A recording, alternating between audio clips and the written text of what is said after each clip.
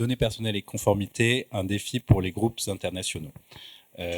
Donc, je vais essayer d'animer ce débat. Je vais commencer par présenter les participants.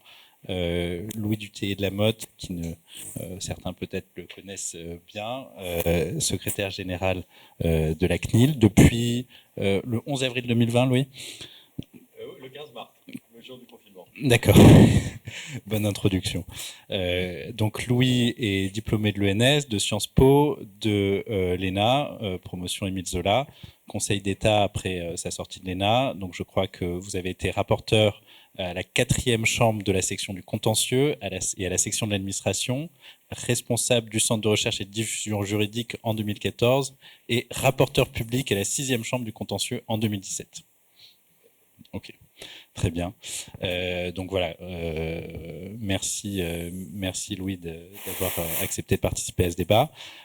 À ma droite, Marine Giovanangeli, qui est depuis quelques mois Data Privacy Head et non pas DPO du groupe Servier.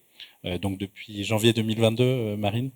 Et qui, donc après une formation à l'université en droit des nouvelles technologies, à Paris lycée à Assas, a exercé comme avocate entre 2005 et 2022. D'abord dans différents domaines. D'abord siégé en département nouvelles technologies chez Auric, ensuite plus en droit des affaires, fusion-acquisition chez Dewey Leboeuf pendant quelques années, et enfin dernièrement chez GB Avocat, où vous étiez associé jusqu'en 2022. C'est bien ça ? Donc merci de participer également. Pour ma part, je suis Damien Catoire, je suis directeur juridique du groupe Atos. Voilà, donc je vous propose qu'on lance cet atelier et qu'on en fasse un échange aussi, si vous le voulez bien.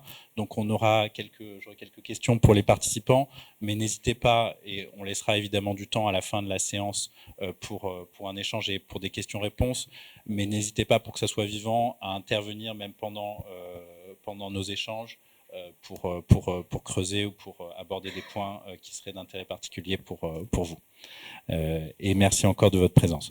Donc pour commencer, on va peut-être pas revenir sur le RGPD en détail. On va partir du principe que si vous êtes là à 9h du matin dans ce débat, c'est que vous connaissez les bases du RGPD. On a vu ces dernières années, enfin en tout cas depuis l'entrée en vigueur du RGPD, que cette réglementation a beaucoup essaimé, Marine, à l'international, et que donc depuis 2018, il y a quelques réglementations étrangères qui s'en sont largement ou moins largement inspirées. Oui, tout à fait, Damien. Donc, effectivement, le RGPD a essaimé à l'international. Alors, pas forcément en copier-coller, mais il y a clairement des législations qui s'en sont inspirées, pardon. Donc là, l'une des plus connues probablement et qui s'en rapproche, c'est la Loi générale de protection des données brésilienne, donc qui a été adoptée en septembre 2020. On retrouve un champ d'application territorial qui est assez similaire à celui des RGPD, avec une forme d'extraterritorialité, des concepts assez similaires en termes de responsables de traitement, de sous-traitants, on parle aussi d'opérateurs, des droits conférés à la personne concernée également similaires au RGPD. On a des similitudes également, on retrouve des obligations de nomination de DPO, de registre des traitements, d'analyse d'impact. Petite différence néanmoins qu'on peut noter sur la loi brésilienne, c'est qu'il n'y a pas d'exigence en tant que telle d'avoir un contrat ou un acte pour engager un sous-traitant. Simplement, on exige uniquement que le sous-traitant agisse sur les instructions du responsable de traitement. Donc ça, c'était pour la loi brésilienne. Plus récemment, on a la loi chinoise, novembre 2021.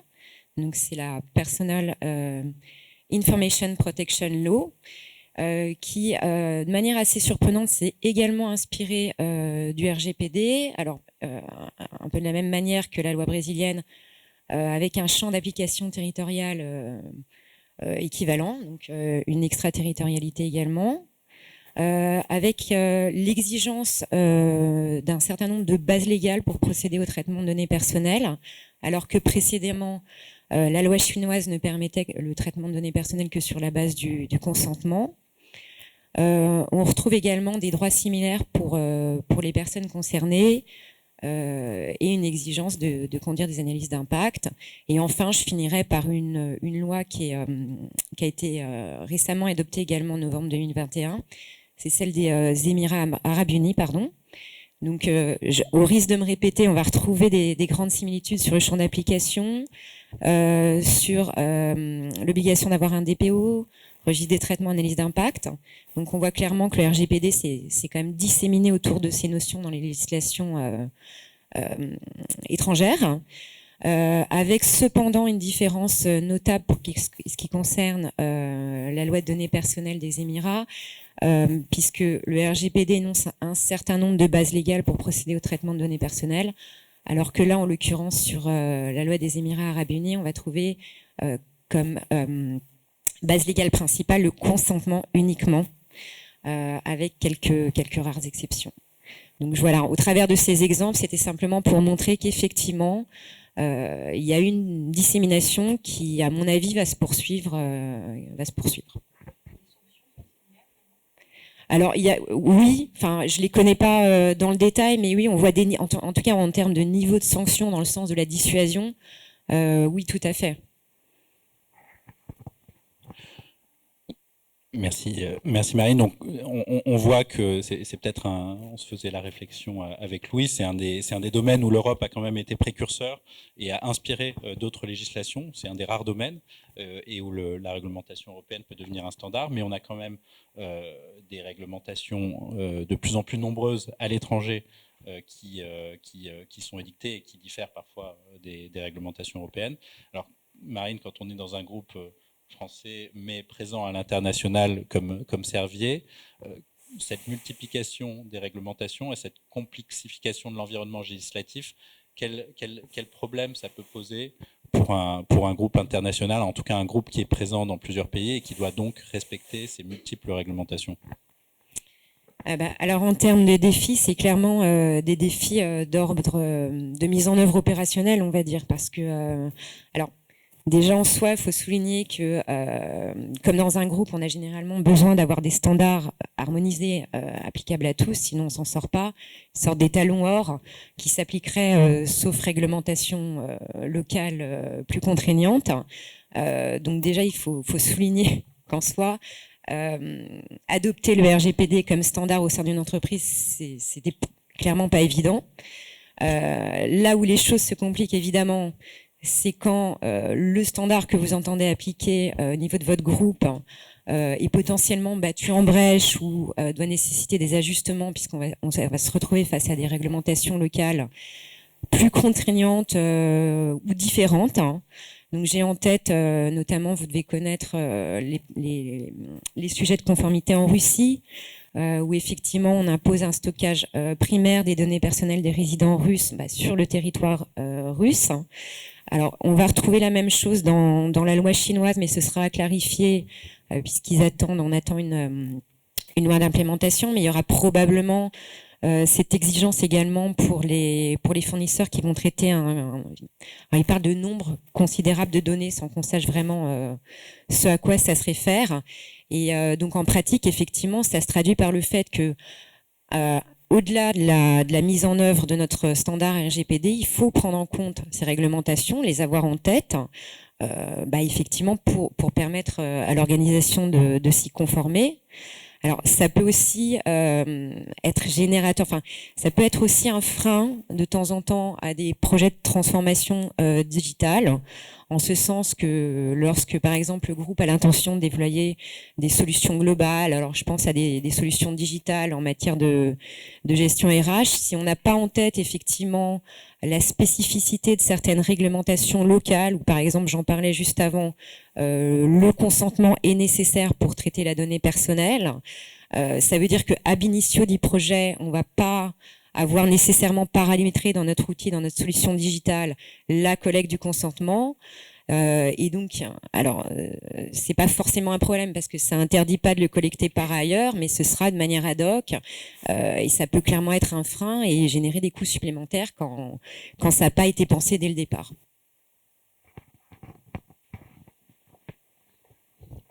Merci Marine. Donc je vais me tourner vers Louis. On a donc une multiplication des réglementations relatives aux données, des points de friction entre ces réglementations européennes et internationales qui deviennent souvent plus importants, plus nombreux. Alors, à votre sens, comment les entreprises peuvent-elles se protéger contre ces conflits de réglementation ? Vous allez nous dire peut-être qu'il faut privilégier la réglementation européenne, mais j'imagine que vous êtes conscient que malgré tout, en dépit d'un parfait respect du RGPD, parfois les entreprises peuvent se retrouver un petit peu prises en porte-à-faux. Non, j'allais exactement dire ça, effectivement. On est conscient du problème. Le problème, il est double, je dirais. Enfin, plus exactement, il a deux dimensions. C'est-à-dire, vous avez le cas où parce que vous êtes un groupe international, vous devez appliquer plusieurs RGPD, pour le dire simplement, mais territorialement. J'ai un établissement en Europe, j'ai un établissement en Californie, j'ai un établissement en Chine. J'ai mes 3 RGPD à appliquer. Ça, c'est compliqué à gérer. C'est une complexité qui est gérable pour un groupe international, enfin, me semble-t-il.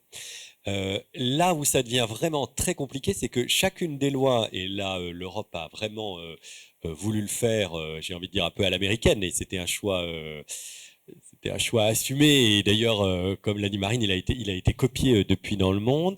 L'Europe a voulu faire une loi extraterritoriale. Généralement, les entreprises européennes subissent des lois extraterritoriales américaines, dans une moindre mesure chinoise, etc. L'Europe a fait une loi extraterritoriale pour le RGPD, très clairement. Donc, de temps en temps, vous n'avez aucun établissement en Europe et vous devez appliquer le RGPD parce que vous traitez des données des Européens, alors même que le fichier, il est à l'autre bout du monde. Il faut en avoir conscience. Et là, il y a une difficulté, c'est que généralement, là où est le fichier, là où est le traitement, il y a une autre loi qui s'applique. Et donc, ces deux-là, elles peuvent rentrer un peu éventuellement en friction, voire en contradiction.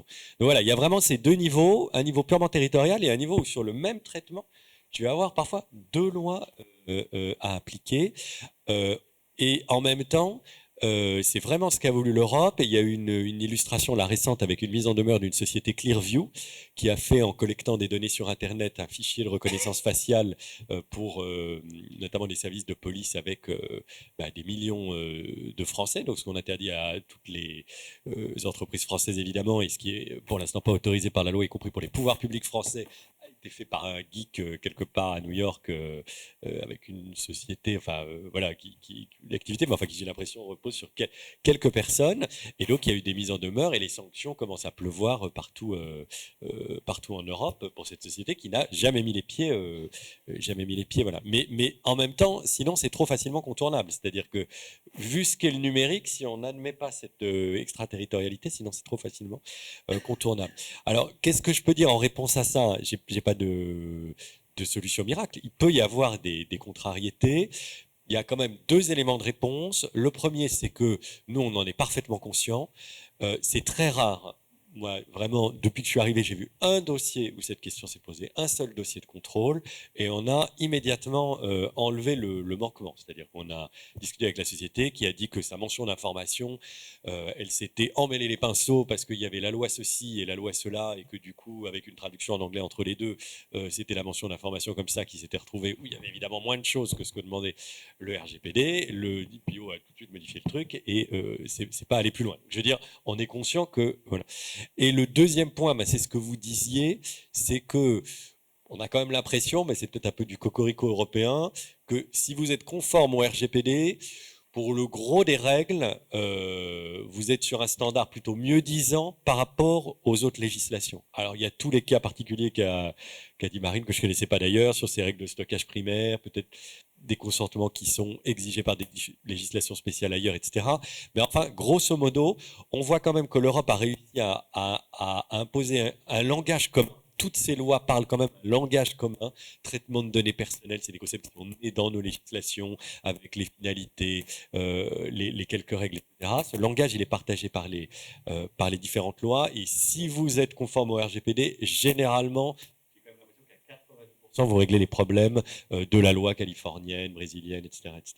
Mais c'est vrai qu'il reste les 10% derniers. Donc, plutôt un avantage d'être à l'initiative du langage. Nos entreprises sont peut-être celles qui le parlent le mieux, le plus vite, et qui, du coup, s'il est adopté ailleurs, sont un petit peu en avance. Oui, et c'est un avantage aussi pour les régulateurs, je crois. En tout cas, nous, c'est quelque chose sur lequel on essaie de jouer, qui est que derrière ces principes très généraux, c'est la réalité que vous voyez tous dans vos entreprises. Vous avez des textes où on vous dit ça doit être proportionné, il faut une base légale, etc. Et puis après, vous avez un problème très concret avec un truc sur Internet. Et donc, le premier effet, c'est de savoir est-ce qu'il y a une position un peu précise d'un régulateur sur tel type de traitement, quelle durée de conservation est généralement, etc. Et du coup, on a souvent la main pour imposer aussi dans cette déclinaison de détails un standard qui se répand à travers le monde. Je suis frappé que tout ce qui a été fait sur les cookies, alors techniquement, c'est pas exactement sur le RGPD, mais les standards et les interfaces qui ont été proposés, négociés, discutés, etc., qui sont dans les lignes directrices françaises et dans certains autres européens, très souvent, quand on discute avec des entreprises, ils me disent, moi, je me pose plus de questions. J'ai pris votre truc et puis je l'ai mis sur mes 40 sites Internet en 40 langues, et comme ça, j'ai plus de problème. Et donc, on a aussi un des rares domaines où l'Europe peut, à travers les régulateurs, un peu imposer des standards, ce qu'elle n'a pas réussi à faire quand même depuis longtemps. Non, on le constate, je crois, hein, tous les jours dans nos entreprises. En effet, comme on est un petit peu en avance sur la réglementation et sur potentiellement son question qui se pose sur son interprétation, une fois qu'on a des clarifications qui viennent de l'Europe, on a tendance à se dire qu'on va être mieux disant et à pouvoir les appliquer. Donc ça simplifie quand même la tâche. Hein. Et après, j'arrête de parler, mais vous pouvez aussi, je le signale, demander la clarification. On reçoit par an à la CNIL 1500 à peu près ce qu'on appelle demande de conseil. Alors, on essaye d'en traiter le maximum. On les traite systématiquement, notamment si elles passent par des très grosses entreprises ou des têtes de réseau, des fédérations, qui nous disent « Vous ne m'avez pas dit comment j'applique ce principe général à tel type de truc. Est-ce que vous pouvez prendre une position, soit que pour moi, soit publique là-dessus ?» On essaie de le faire. Et j'imagine que vous n'êtes pas les seuls en Europe, les autres autorités le font aussi. Il y a une sorte de mutualisation du corpus de jurisprudence. Oui, tout à fait, mais alors c'est vrai que c'est vraiment très compliqué. C'est-à-dire, les autres le font aussi, et on est toujours dans un dilemme entre prendre la position rapidement, entre guillemets, c'est-à-dire entre 6-8 mois, en ayant essayé de discuter un peu à droite, à gauche, etc., quand on n'a pas la solution rapidement, ou monter la question au niveau du Comité européen de la protection des données pour avoir une réponse harmonisée, ce qui est évidemment beaucoup plus sécurisant pour les entreprises. Mais là, ça prend beaucoup, beaucoup plus de temps parce qu'on se retrouve à parler à 27. Donc on a toujours ce dilemme entre dire je prends une position et puis on l'ajustera éventuellement si dans le concert européen on voit que ça converge vers quelque chose d'un peu différent. C'est généralement pas complètement différent. Ou passer d'abord par le concert européen mais laisser l'entreprise ou le secteur beaucoup plus longtemps dans l'incertitude. Donc, on a des solutions en tant qu'entreprise. Déjà, essayer d'appliquer les standards européens, les guidance qui sont publiés. Ensuite, s'il y a des points de résiduels de doute, poser des questions. Et j'ai l'impression qu'il y a aussi une approche pragmatique au moment des contrôles sur ces points spécifiques de conflit de réglementation. Peut-être pour rester avec vous, Louis, et parler un petit peu du post-Schrems 2, hein, qui a invalidé le Privacy Shields. Donc, on a les SCC qui ont été revus par la Commission européenne et qui sont un outil que peuvent utiliser les entreprises. On a l'impression, chez Atos en tout cas, et je ne sais pas si c'est la même chose chez Servier, que les transferts de données entre l'UE et les États-Unis conservent une certaine fragilité juridique avec une législation américaine sur le renseignement, le Cloud Act, qui semble assez radicalement incompatible avec le standard de protection garanti dans l'UE. Alors, comment, si vous pouvez nous donner quelques pistes pour essayer de faire face à cette insécurité juridique? D'abord, je vous confirme que la difficulté est réelle. Hein. C'est-à-dire que les clauses contractuelles type, comme tout acte contractuel, ne peuvent pas protéger votre co-contractant de l'application des lois américaine. C'est une évidence pour tous les juristes que nous sommes. Et donc, à partir du moment où la CJUE vient nous dire les lois de renseignement américaines, moi je les considère incompatibles avec le standard de protection de la Charte des droits de l'homme, protection des données, etc. en Europe. Il faut s'en protéger, ça ne me va pas qu'elles soient appliquées aux données des Européens. Pour les entreprises, c'est extrêmement compliqué. Vraiment extrêmement compliqué et on en est complètement conscient. C'est d'autant plus compliqué que, les principaux acteurs de services numériques sont les Américains, c'est pas un scoop, et deux, le système a été construit, a émergé avec des transferts. Dès que vous opérez un système, très souvent, enfin, le spécialiste d'Atos le sait mieux que moi, mais il y a quand même, les choses ont beaucoup été construites, c'est ce qu'on découvre nous en regardant les dossiers, avec des transferts. Donc la situation est très compliquée. Il y a 3 façons de s'en protéger de façon, j'ai envie de dire, certaine. La première, c'est que la loi américaine soit applicable. Les lois qui ont été jugées invalides par la CJUE, elles ne sont pas applicables à toutes les entreprises américaines. Elles sont applicables aux entreprises du numérique. Donc, dès que vous allez recourir aux GAFAM ou à des entreprises comme ça, elles sont applicables, mais elles ne sont pas applicables à toutes les entreprises américaines. C'est un point dont, je trouve, dans les discussions, on n'a pas toujours assez conscience. Quand 2 établissements se transfèrent des données à l'intérieur du groupe Servier, l'établissement Servier aux États-Unis n'est pas soumis à la loi FISA ou à l'executive order. Il peut y avoir d'autres problèmes sur le transfert, l'utilisation d'outils de sous-traitants, etc. Mais est-ce que la loi est applicable? Ensuite, pour une solution de chiffrement, ça a un coût, pas toujours faisable, mais au moins, si véritablement c'est chiffré et que vous êtes les seuls à avoir les clés de chiffrement, ou un établissement, une société aux États-Unis qui n'est pas soumis aux obligations des lois de renseignement américaines, vous n'avez pas de problème. Après, on a des solutions qui sont en train d'émerger, mais qui pour l'instant ne sont pas commercialisées, sinon de rares accords ponctuels avec des très grosses sociétés, qui sont de cloud de confiance ou système de confiance. Tous les acteurs sont en train de se positionner sur ce marché, où vous allez pouvoir opérer des logiciels américains sur des serveurs européens, donc avec forcément un accord, soit une société qui vous globalise. Le système est derrière, il y a 2 partenaires, celui qui a le logiciel américain ou étranger et la société européenne qui stocke et va manipuler de fait les données.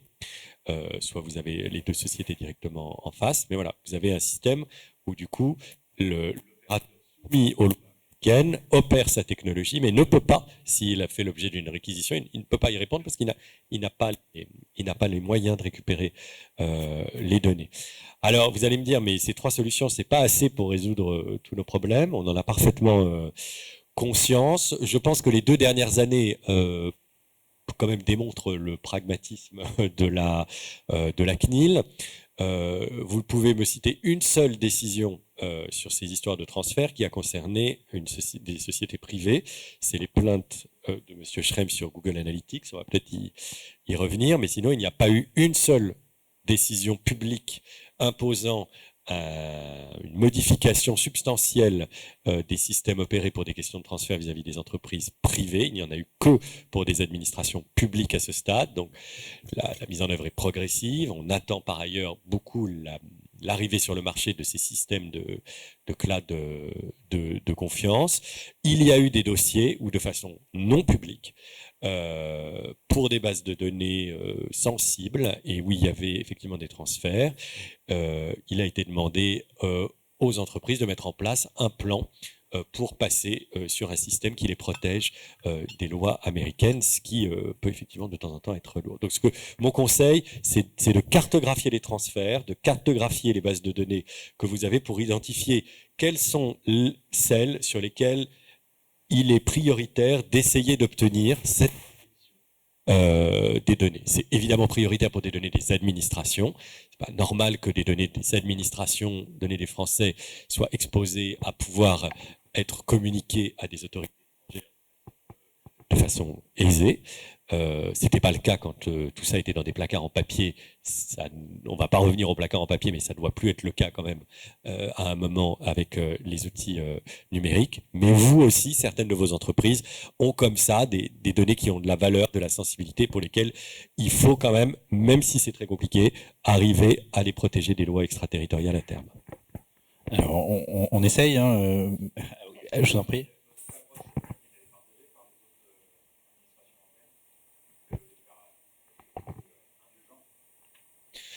On est dans une difficulté pratique qui est que l'arrêt de la Cour ne fait pas de subtilité, comme vous le savez. C'est toutes les données, tous les transferts qui sont concernés. Donc, toutes les CNIL européennes, la française et toutes les autres, ne disent pas le contraire. Tous les transferts et toutes les données sont concernés.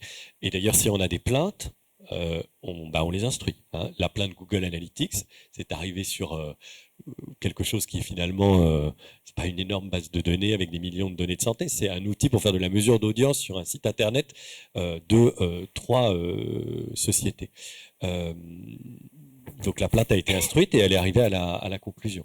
Donc l'analyse, on la partage tous, elle va très loin, elle est très impactante et donc on est tout à fait conscient que c'est très insécurisant pour les entreprises. Le caractère progressif, pragmatique de la mise en œuvre, le dialogue qu'on a avec les entreprises, oui, je crois que toutes les CNIL l'ont, parce que quand vous regardez quand même depuis 2 ans, le nombre de décisions qui ont été prises sur ces sujets demeure relativement limité. On sent qu'on y va progressivement.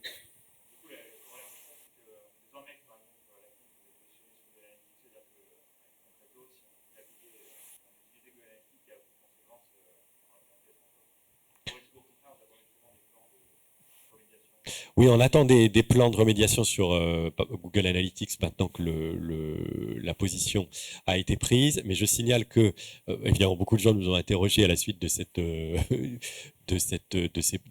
mises en demeure. Donc, on est en train de discuter avec les 3 entreprises qui étaient visées par la plainte et qui, donc, elles, ont dû les premières trouver des solutions. Et on va communiquer avant l'été. On va faire une communication publique pour dire, voilà ce qu'on peut faire. Donc, évidemment, il faut commencer à réfléchir dès maintenant, mais attendez avant de prendre peut-être des décisions fermes, cette publication qui devrait arriver avant l'été.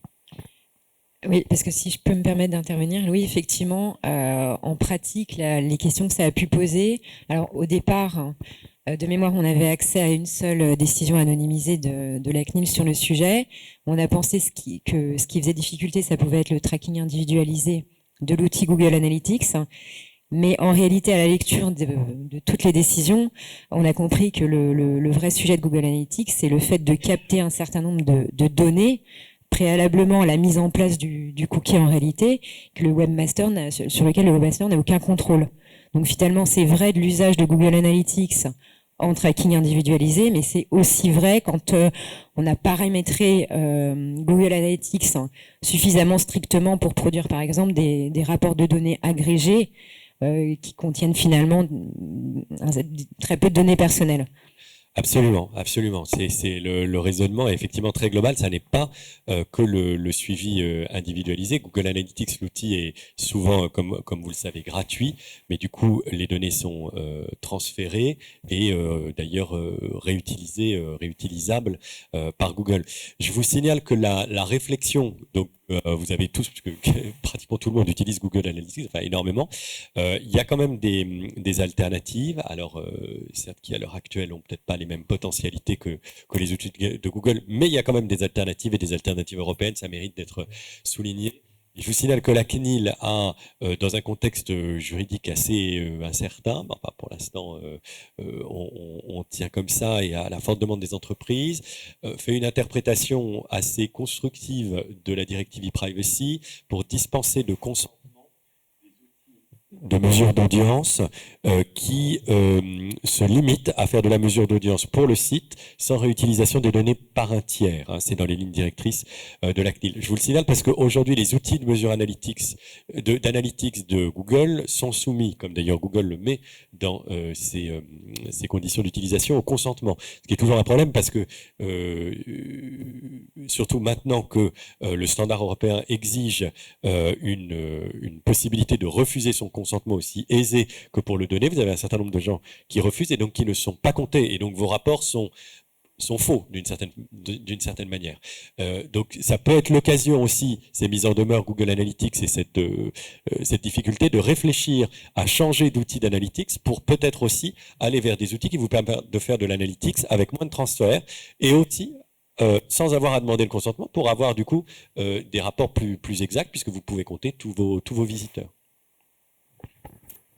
Alors, on essaye en tant qu'entreprise technologique européenne de faire émerger des solutions pour les acteurs européens, qui soient des solutions européennes et qui puissent se passer des acteurs américains. C'est pas évident parce que les solutions techniques les plus avancées sont souvent américaines. On a une demande de clients, y compris européens, de pouvoir utiliser ces outils. Comme vous l'avez dit, Louis, quand on a des systèmes de cloud de confiance, c'est dur de faire cloud de confiance sans utiliser un acteur américain d'une façon ou d'une autre, donc c'est toujours une porte d'entrée et c'est difficile d'avoir quelque chose qui est 100% européen. On a des solutions de chiffrement à proposer. Là encore, c'est pas facile d'avoir des algorithmes qui soient des solutions de chiffrement qui soient pas américaines, donc qui n'est pas potentiellement une porte d'entrée pour la NSA, ou qui soient assez puissants pour résister aux méthodes de déchiffrement des administrations étrangères, y compris américaines. Donc voilà, c'est des choses sur lesquelles on travaille, mais je crois que personne n'a trouvé la martingale, d'autant que Marine, même si Schrems 2 et les lignes directrices du CEPD qui essayent d'aider vont dans le sens d'une plus grande responsabilité des entreprises, on utilise tous, beaucoup Outlook, il n'y a pas beaucoup d'alternatives, il y a beaucoup de clients d'Outlook qui sont passés sur Azure, donc avec des données qui vont dans le cloud automatiquement, et c'est difficile de demander aux collaborateurs de son entreprise, d'un groupe international, de ne pas communiquer par email de données sensibles ou de données personnelles. Ça arrive malheureusement tous les jours, donc on fait au mieux, mais dans la pratique, est-ce qu'il y a des pistes de solutions, ou est-ce que vous aussi, vous êtes confronté à cette difficulté vraiment pratique chez Servier? Alors oui, tout à fait. On n'a pas de solution miracle à proposer. Louis parlait du chiffrement, mais alors par exemple le chiffrement avec des clés qui seraient détenues par un tiers en Europe, c'est valable que dès lors que l'opérateur en question aux États-Unis, par exemple, n'a pour fonction que d'héberger ou de conserver les données. Ça fonctionne pas quand on a besoin de confier nos données à un sous-traitant qui est situé sur le territoire américain, par exemple, et qui a besoin d'y accéder, de les manipuler. Donc, effectivement, pour ça, donc sauf à respecter la réglementation en vigueur, c'est-à-dire avant de procéder au transfert, de conduire son transfert impact assessment, ce qui est un exercice extrêmement lourd, même pour des très grosses entreprises. Ensuite, en conclure en pratique si on doit renoncer au transfert, ce qui à mon avis se fait assez rarement, cela étant, ou si on doit prendre des mesures complémentaires, alors soit techniques, soit contractuelles.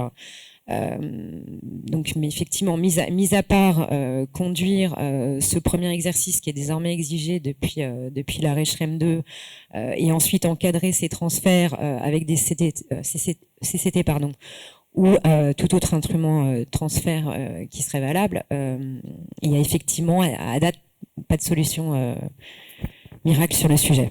Alors, même si ça résoudra pas tout et ça déresponsabilisera pas complètement les entreprises, on espère tous quand même un petit peu de l'accord politique de principe qui a été annoncé entre la Commission et les États-Unis au mois de mars. On peut dire que quand même, on se demande comment cet accord va traiter des problèmes qui paraissent parfois insolubles. Pour vous, Louis, quels sont les points qui seront les plus sensibles que cet accord doit traiter, et où est-ce que vous êtes le plus en interrogatif par rapport au challenge que cet accord doit résoudre? L'accord, il va devoir résoudre deux problèmes principaux pointés par la Cour. L'absence de recours vraiment effectif des Européens contre les éventuels accès à leurs données, et le caractère trop large, disproportionné de la surveillance autorisée par deux législations au moins américaines et même si c'était pas dans le contentieux Schrems 2, il y a des interrogations sur une troisième, le Cloud Act auquel vous faisiez référence. Sur les recours, moi je suis assez confiant. Alors moi j'ai pas vu de texte, hein, donc je parle de façon totalement voilà. Mais bon, je me dis un recours, ça s'organise. Moi j'étais dans des juridictions avant et puis la jurisprudence de la CJE est assez ouverte, ça n'a pas forcément besoin de modifier le système juridictionnel américain. Enfin voilà. Donc sur les recours, je trouve quand même que pour la 3e édition, cette fois-ci, on pourrait peut-être avoir quelque chose qui tient la route, je l'espère. Alors sur le caractère trop large, disproportionné de la surveillance, ça c'est plus compliqué parce que dans les deux législations, il y a un executive order américain, donc quelque chose qui est à la main du président de la République. Donc là, le président Biden peut le modifier et s'ils ont vraiment la volonté de faire avancer les choses, ils le feront. Mais le FISA, la législation, c'est une loi fédérale américaine. Et alors là, il n'y a pas du tout dans les tuyaux, ou alors j'ai vraiment raté une information fondamentale, mais je n'ai pas du tout vu de modification du FISA dans les tuyaux. Et on sait tous que modifier une loi fédérale américaine, c'est un process assez long, sauf dans des cas très très exceptionnels. Et là, il n'y a pas un consensus, notamment colossal, sur ces questions du côté des États-Unis. Hein. Donc là, il faudra que le gouvernement prenne des engagements, le gouvernement américain prenne des engagements extrêmement forts et solides, contraignants, pour que la manière dont il applique les pouvoirs que lui donne le FISA soit jugée suffisamment encadrée et proportionnée par la Cour européenne, tout en respectant le FISA lui-même, qui a prévu un encadrement qui existe déjà, même s'il est jugé insuffisant, et les exigences constitutionnelles américaines qui ne permettent pas au gouvernement américain non plus de se dessaisir comme ça d'une trop grande partie des pouvoirs que lui donne la loi fédérale. Donc ça va être délicat et on attend de voir. C'est pas impossible, ça me semble vraiment pas impossible. Et les CNIL, le Comité européen de la protection des données, sera évidemment très vigilant. Je crois qu'on a vraiment tout intérêt. Donc si après il y a cet accord et une décision d'adéquation, elle s'impose évidemment à la CNIL française, aux CNIL européennes. Donc ça c'est sécurisant pour les entreprises. Mais il faut que ce soit bien fait parce que sinon on va absolument tous être perdus, être perdants. Il va y avoir un contentieux et il va se repasser la même chose. Donc il faut que ce soit vraiment bien fait pour que ce soit la bonne, si vous me permettez l'expression, et qu'on sécurise les choses avec les Américains de façon pérenne. Merci. En effet, je crois que c'est les enjeux. On est un peu dans l'expectative, mais on avait prévu de parler un petit peu des sanctions, mais on approche du terme de la séance qui fait que 45 minutes, mais on restera bien sûr quelques minutes de plus. Je vais peut-être donner la parole à la salle s'il y a des questions sur les sujets qu'on a abordés ou d'ailleurs sur les sanctions. Merci pour votre participation à cette séance. N'hésitez pas à venir nous voir si vous avez encore des questions de façon informelle. Merci.